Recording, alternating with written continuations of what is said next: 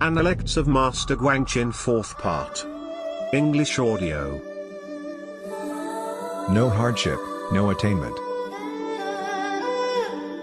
Walking the path of asceticism requires firm determination. With such willpower, we naturally will not discriminate against any tasks assigned to us. Instead, we will carry them out devotedly without even considering them as menial.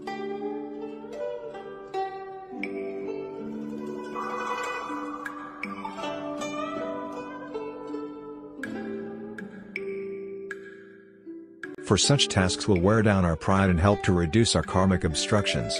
Therefore, a practitioner ought not to be afraid of, nor try to escape from, hardships, for without them there is nothing to practice on, hence no attainment to speak of.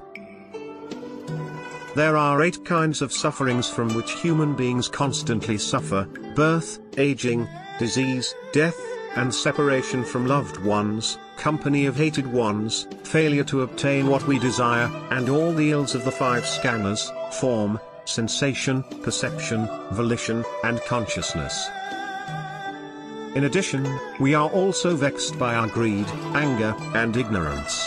Unenlightened as we are, we totter from day to day under the full sway of such delusive and afflictive karma, suffering immensely.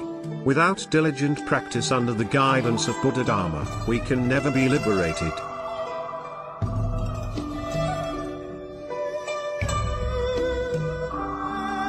Among the 4 forms of birth, the spiritual level of human beings is the most elevated. However, if we do not understand the Dharma and the principle of causality, we might kill animals just to satisfy our desire of eating meat.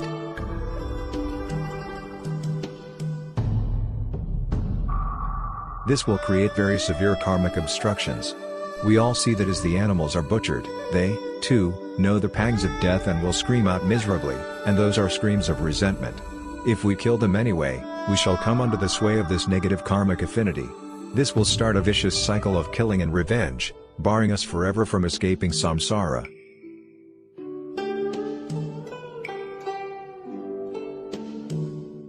For this reason, a Buddhist should faithfully keep the precept against killing, cultivating a compassionate mind instead. Among the 6 paths of reincarnation, our human existence is by no means easy to attain. The idea, though, is that we should grasp this unique opportunity for practice so as to break out the cycle of birth and death and ultimately reach Buddhahood. Do not accumulate additional negative karma through our greed, anger, ignorance, and endless pursuits of tasty food, lavish clothing, worldly pleasure, children and grandchildren, etc. If, instead of diligent practice, we remain attached to the 6 sensual objects and lose this precious opportunity of human existence, we will be forever confined to samsara. Be aware that human beings can easily be reborn as animals like cows, horses, pigs, dogs, etc., hell beings, or hungry ghosts.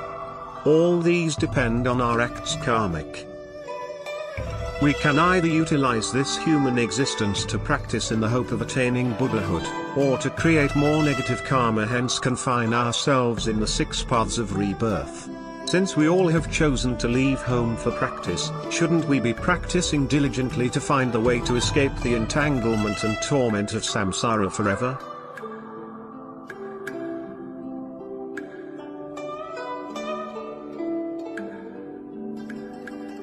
When leaving home for practice, both our body and mind should leave. In other words, genuine renunciation means we ought to have as little secular entanglement as possible. In case our parents or relatives come for a visit, discuss with them only Buddha Dharma so as to convert and deliver them. Do not indulge in the sentiment of parting from loved ones. Otherwise, we will be a monastic practitioner in name only. And such attachment will surely become a great impediment to our practice and to our attainment of total liberation.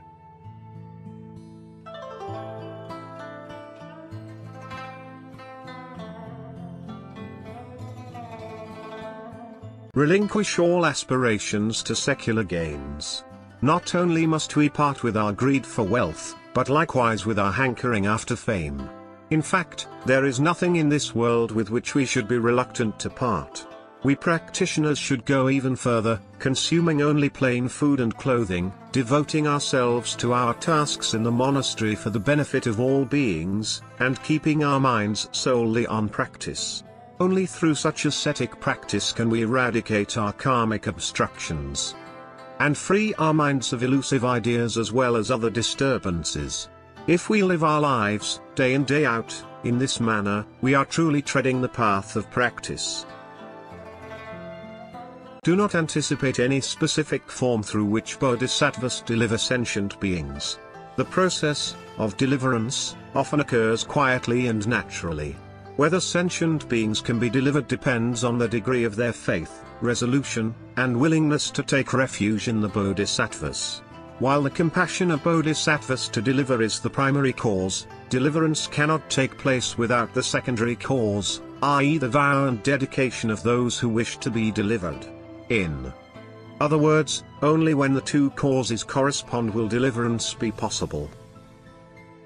Take Bodhisattva Avalokiteshvara, Guanyin, for example.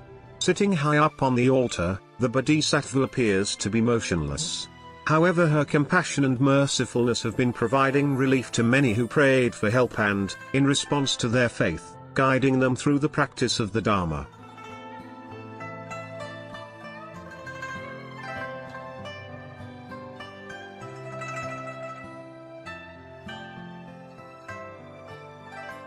Association du vrai cœur.